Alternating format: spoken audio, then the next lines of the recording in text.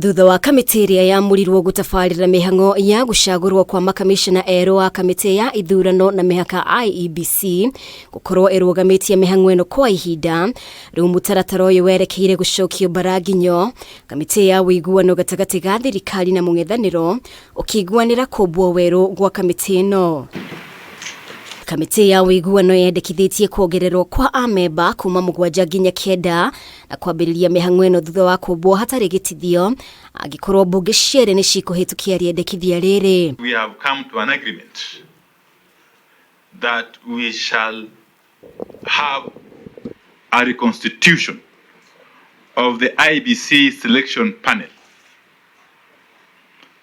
and in this reconstitution the membership of the IEBC selection panel is going to increase from the present 7 to 9, of course encompassing various shades of opinion and interest groups. We expect that this exercise will commence the soonest possible once we table our report and if adopted by the House.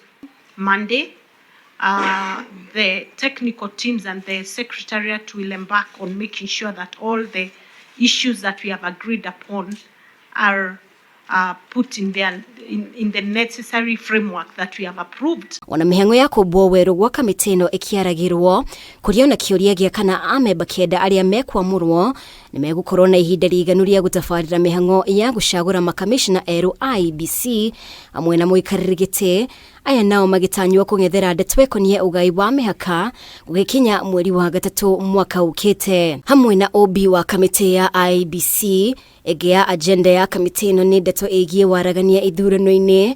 Kamiti ĩno rĩu ĩkĩiguanĩra kũgathĩkwo kwa mũtaratara ũrĩa ũrĩthũrimaga mĩhang'o ya ithurano bũrũri-inĩ.